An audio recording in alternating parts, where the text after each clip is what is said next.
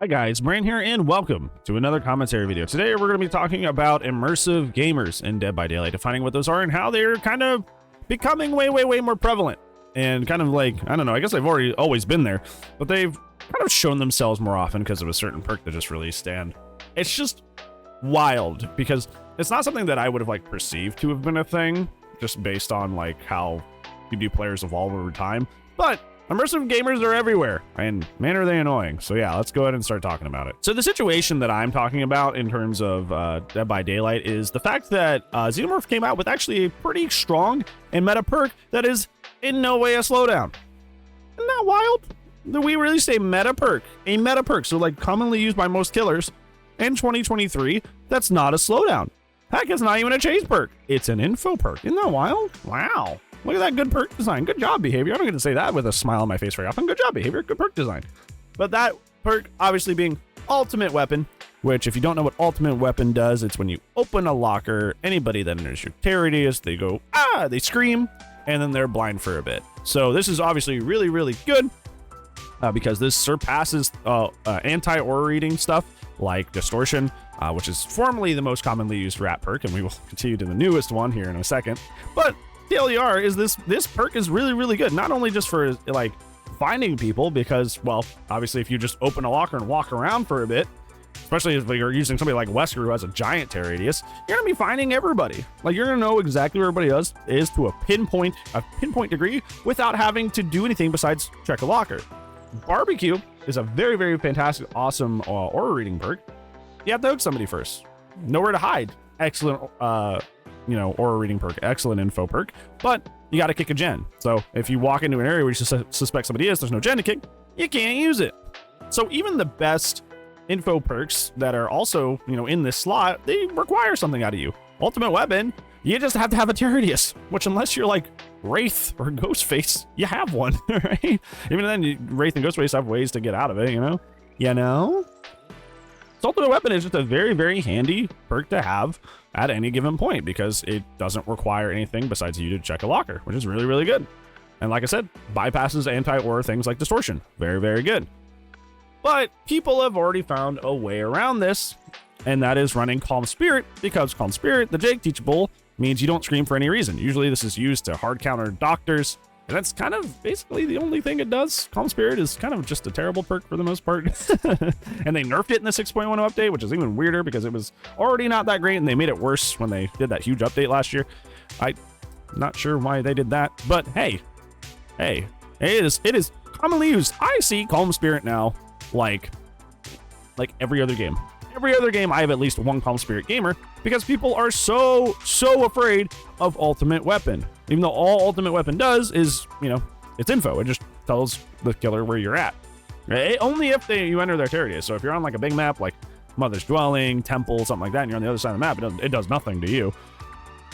People are deathly afraid of being seen on Ultimate Weapon. So they're actually running Calm Spirit. And it's just like, I have 5K hours. I have over 5,000 hours in this game. I played this game way too much.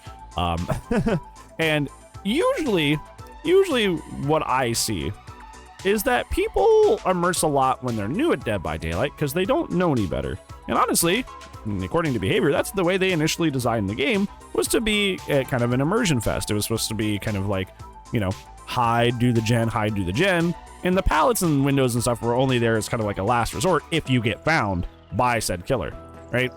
Now, obviously, we know that the tale as old as time is that, players started optimizing looping and making looping a thing. Now, looping is the main gameplay appeal of Dead by Daylight, and it's something the devs didn't even intend. But regardless, that's the main gameplay of Dead by Daylight is looping on both sides.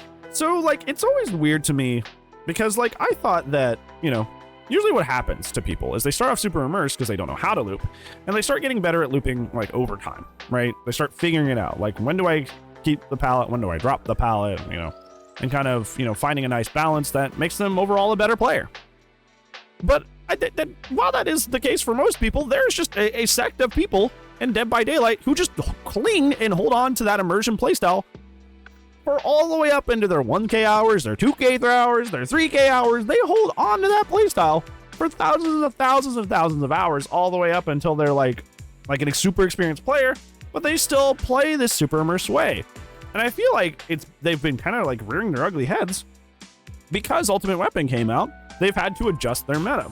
Now, obviously, before this in the 6.1 update, we see a heck ton of distortion after the fact of 6.1, and that's been frustrating a lot of people lately because it's like, hey, if I'm trying to run a lot of info perks, clearly I'm not running slowdowns in those slots. I'm not running a really oppressive other perks that aren't slowdown, like save, no way out in those slots. So you're going to hard counter my perk that wants me to chase you fairly while not using something that would be way more oppressive and frustrating to face in this slot. So it had frustrated a lot of people, especially DBD killer streamers for a long time, was that everybody was on the distortion train. Now people kind of rejoice because Ultimate Weapon obviously bypasses distortion, and immediately all these people start slapping on Calm Spirit.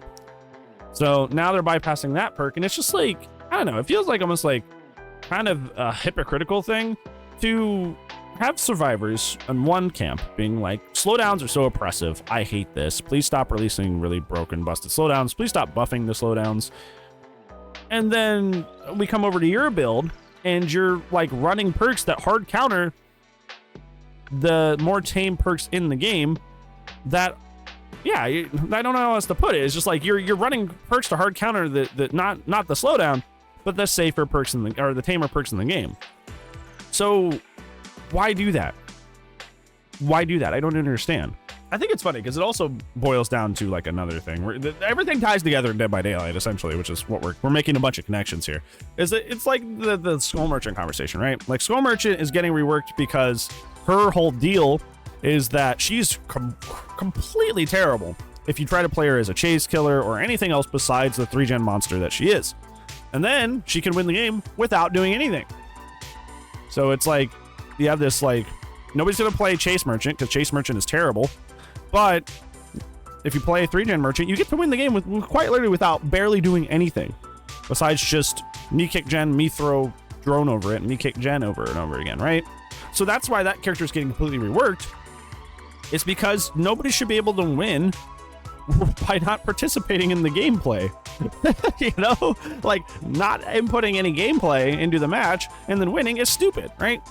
But like, you have the other end of these people that have been here this whole time, which is like the immersion survivors, who are like, I just want to sit on the gens. I don't want to interact with the killer.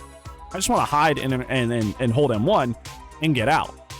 I want to win the game without participating in the gameplay of the match. I just don't want to. So it's, I don't know, I feel like it's just kind of hypocritical to complain about very oppressive slowdown, complain about characters like Skull Merchant, when your whole intent by you know, sticking to perks like Distortion and Calm Spirit is to not play the game and get out yourself. Not play the game and win yourself. You're doing the same. Your philosophies are the same. You just think that you're fine because, well, solo queue, sometimes I don't get out, and like, you know, sometimes the killer finds me anyway. Like, it's the same philosophy. It's like, I want to play as little of the game as possible and get the most results. So, and obviously, this is even something that killer mains hate, because obviously I hate people like this on my teams when I play Survivor. A lot of these guys end up like, you know, getting out or finding hatch, and like the rest of our team is dead, right? Because they wouldn't take aggro for the death hook guy, and they're sitting there with no hook states, just like vibing, running around the map. Because, hey, that's the way they play the game, and they force the rest of us to endure a very, very tough and rough match, because all they wanted to contribute to the match was generators and hiding. They didn't want to save, they didn't want to chase, they didn't want to help any of the rest of us. It's not like Texas Chainsaw where you can kind of just like, you know, do mostly a solo gameplay as victim. On Survivor, you need help. You guys are kind of a squad. So like if somebody's just playing completely selfishly and immersed the whole time, yeah, it hurts your team too. So like, it's not even like survivors are cool with this. So I don't know. I think immersed gamers suck. That's kind of the point. That's kind of the point. It's like, I know I didn't really articulate that very well, but like immersed gamers are kind of stinky and I hate them. And I think just with the whole Calm Spirit coming to meta just because there's another info perk, it's just like, how badly do you just not want to play the freaking video game? You know, you're stinky. So yeah, what do you guys think about immersed gamers, especially with the whole Calm Spirit coming into meta thing? Let me know down in the comments below. But on that, that's gonna be it for today's video, friends. Thank you so much for watching. Other than that, I will see you in the Tomorrow Zone. But if I do not, I will see you when I see you. Bye.